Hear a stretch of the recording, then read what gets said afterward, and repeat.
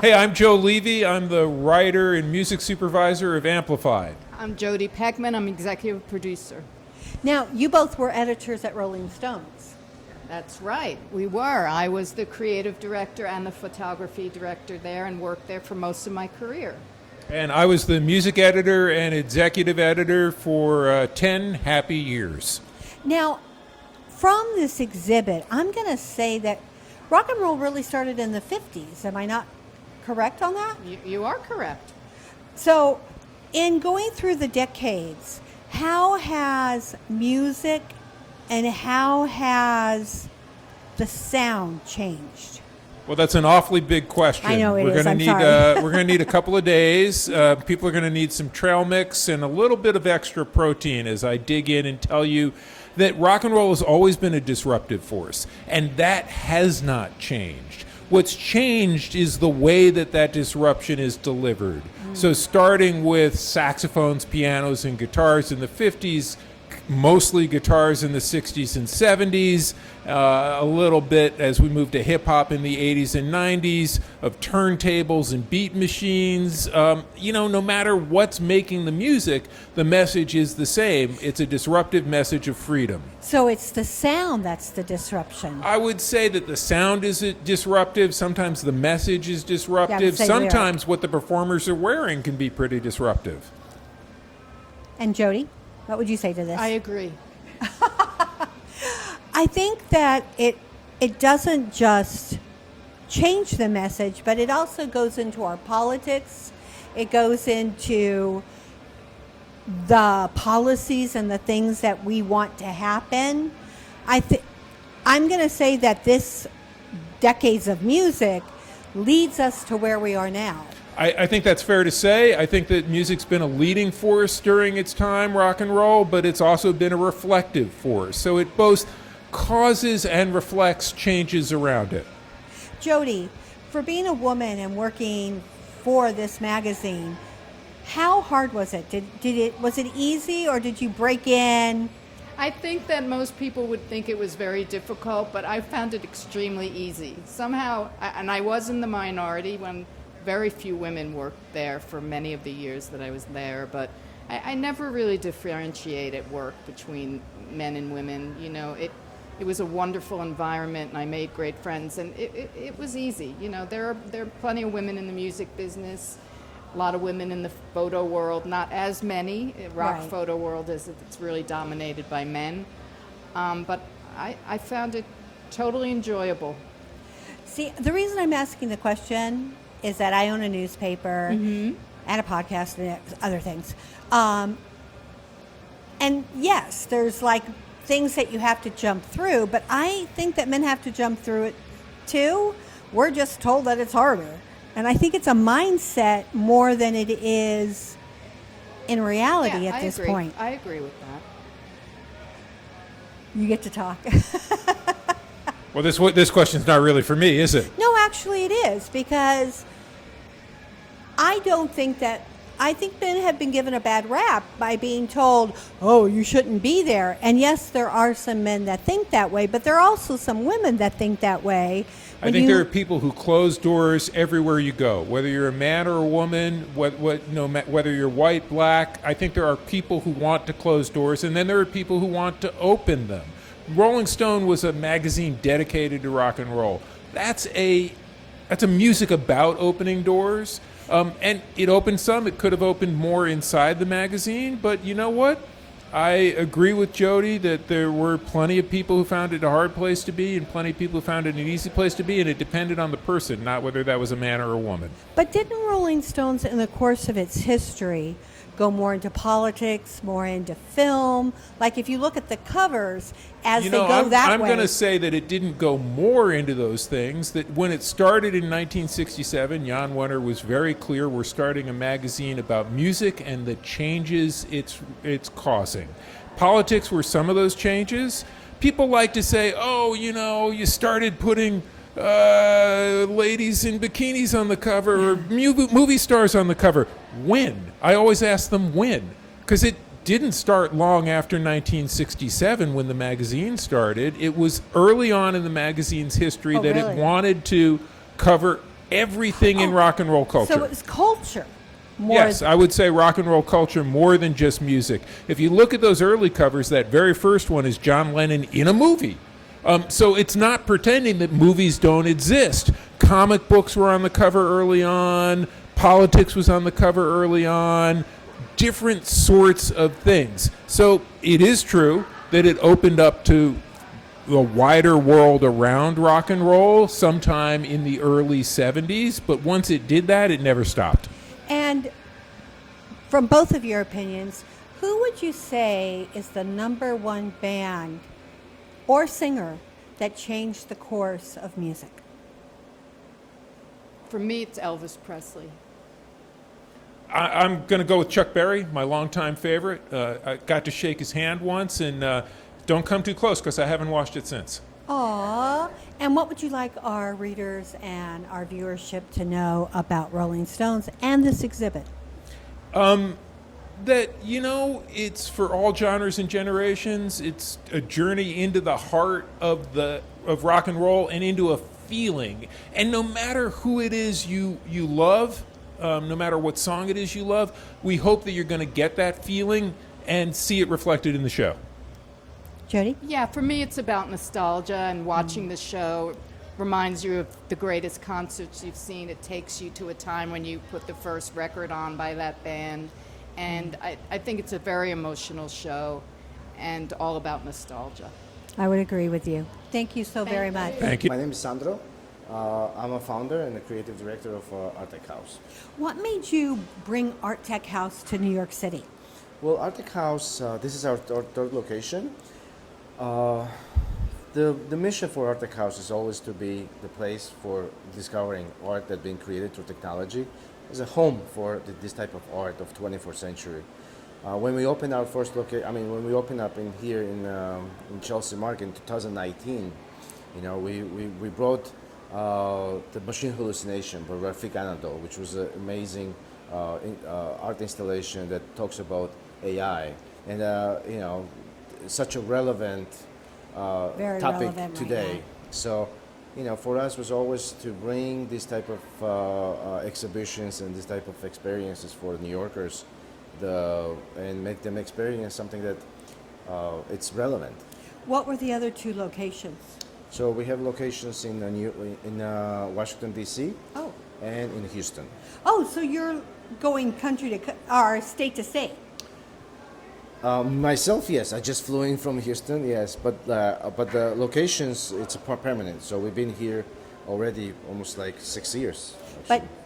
does Art Tech have plans to move forward into other cities? Oh no, absolutely, yes. That's our dream, to be in every city. Like in every city, there is a place for a theater or for a music or for fine arts.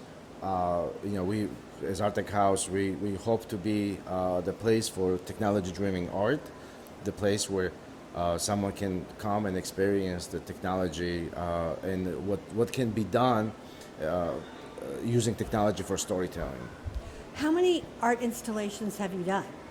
So our studio have created over 45 installations, 45 exhibitions, technically speaking, which each exhibit have dozens of installations. So it's like what you see around. So we done quite a lot, and we were the first actual digital art space in New York City. So we're proud of that, to be the original home for art that's been created through technology. Wow. What is your dream exhibition? Wow, dream exhibition. Hoo-ha.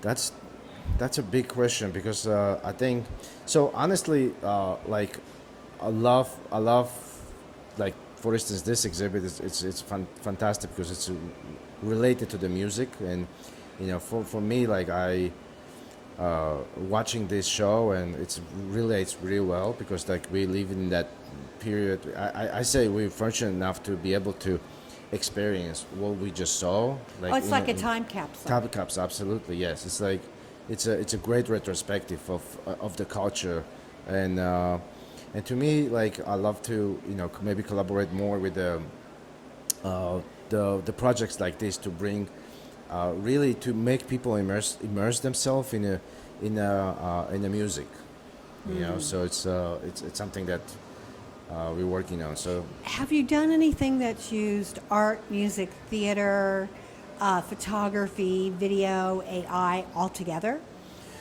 we have, yeah, and, we done multiple exhibits. So, like speaking on the AI, that was the hundreds of million images of New York was being transformed to the machine to hallucinate and create this like incredible, Oh, wow. you know. Okay. So then, you know, we use a lot of robotics where we make the piano play and then piano creates the sound. So it's one of the also artists. Wait, do you do holographs?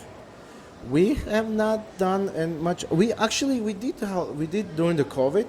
We created a incredible installation. I'm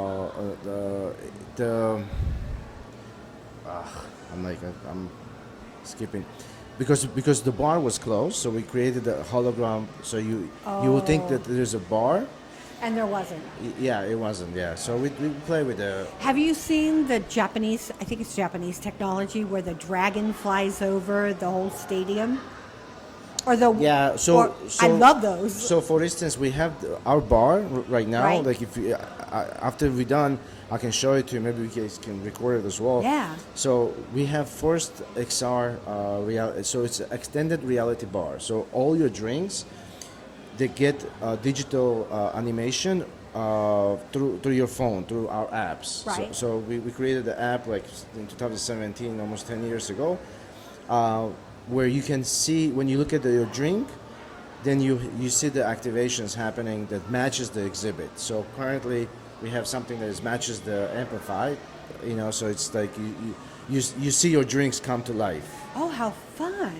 Yeah. And what would you like our audiences to know about Art Tech that I haven't asked you? Well, Art Tech House, you know, I think something for people to know is that, you know, we are original place for art to be discovered that being created through technology. We're excited about this new show. There is actually such a relevant time to really show the American culture. You know, it's Right. so important for visitors of New York or New Yorkers to come and kind of reminisce. You know, and it feels very nostalgic, and it feels. Oh, I you know, sang through the whole thing. yeah, and I see people really singing and engaging, like showing their kids that, hey, this is my favorite musician. So, you know, I think with this show, it's exciting, and it's a summer show. So hopefully, you know, we will get a lot of visitors, the outside or the New Yorkers, to come and experience something that we always do, and we change exhibits all the time. So every 3 months we have a new exhibits. Thank you so much. I am Brad Siegel, and I am the founder of Brand New World Studios, the studio that produced this whole show, and I'm the executive producer of the show. What made you produce this show? I love rock and roll. I love everything about rock and roll. I love the culture of rock and roll. I love the images of rock and roll, the music. There's an expression that rock and roll is the soundtrack of my life, and it has been the soundtrack of my life. And this show, with the collection of songs that Joe Levy, who you met, who was the music supervisor, curated, and the story that we try to tell, that we do tell, I think, is, I think, the soundtrack of a lot of people's lives. And I don't mean just people my age. I think people anywhere from 18 to 80. Right. They are going to find things in this show, lots of things in this show, that they just are in love with and their head explodes with. Well, except for one song, I actually sang through the entire thing. What was the one song you didn't? The blonde guy with the guitar, who was he? Oh, that was Radiohead, Oh. High and Dry, which was, And I've never listened to Radiohead, so that would explain why. but it's a No, it was lovely. right, and for some people it was a seminal song. So one of the, I won't mention her name, but the woman who runs licensing for one of the companies involved here, who's I think in her mid-40s, she said to me, because I didn't realize really how important that song was, and she said that was the song that changed her life. Really? She told me the story. She was the editor of her high school yearbook, and they were in a meeting, and that song came on. She had never heard it before, and she said it just changed her life. It changed the way she listened to music. It meant everything to her. And when I said, well, the good news is we couldn't get another song that we were thinking of putting there, which was a Stevie Wonder song. Oh. And then we had this in there actually originally, and then we gravitated to the Stevie Wonder song, and then we came back to this, and everyone was like, this song is the song to put here. It was, because it was so intimate, and the moment was so, not only is the song a seminal song, but the intimacy of the band in the studio was, I think, just an incredible goosebump moment. Well, I think I was in third grade when I heard Paradise, and we actually were told to write a essay on that. So I remember it from that. Right. So you had to write an essay on it because Yes. there was a message in the song. Absolutely. Right. And that's what that whole chapter is about. The Sam Cooke song, the Joni Mitchell song, Right. Chapel Roan and Pink Pony Club, Think, Aretha Franklin. All of those songs have a message that's about change. Absolutely. And rock and roll is and about what's going change. on that people didn't want to talk about. Exactly. So those were four. I think people seem to really love that chapter. If you had to pick the 3 songs that are the songbook of your life, what would they be? Well, I would say Baba O'Reilly is one, which is the opening song for this. I would say Born to Run, which is unfortunately not in the show. And Harry Chapin. Cats in the Cradle? Not Cats in the Cradle, and not Taxi. Oh gosh. And it's not Mr. Tanner. But Harry He is Chapin. a midnight watchman down at Miller's Tool and Die. You remember the lyrics. Yeah. Harry That's- Chapin is why I got started in this business. That's me, actually. I have to sing the song before I can remember what the title was. So What band do you wish you had seen that you never got a chance to see? I've never seen Van Morrison. Oh, really? Right. I've seen the Beatles 3 times, and I've never seen Van Was Morrison. Pink Floyd in there? Because I didn't see them. They're in the show, but they're not. There's not a Pink Floyd song. Yeah, Dark of the Moon. Love that album. Yeah. What would you like audiences to take away from the show? I would like, and I think, because that's what we're seeing.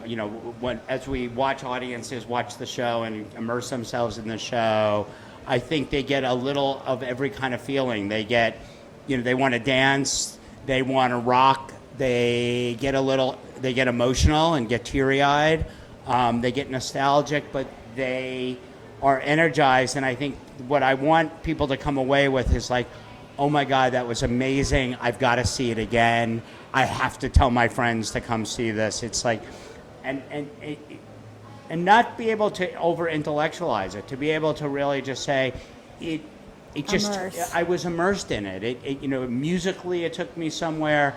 There was story, the image, I love the images. The design is off the charts. So I just want people to go, oh my God, that was amazing. I got to see it again. In the way, if you're a skier, if you go down a slope, you go, oh my God, that was great. I got to do it again, Last 2 questions for you. Why did you choose Kevin Bacon to narrate? Because he is somebody, we wanted somebody who was a great actor, who really could bring this script to life. We loved his voice, but we knew that he was also a rock and roller, and a fan. So he brings his actorly skills, his amazing voice, but most importantly, he brings the passion of a fan and the passion of a musician to the experience. And I think that comes out. And what's next for you? Oh, we have a few, I can't say, but we have another musical genre that we're deep in development on, and we have a big sports personality Ooh. that we're doing an immersive experience around. Thank you so much for being with us. Yeah, Thank thanks. you.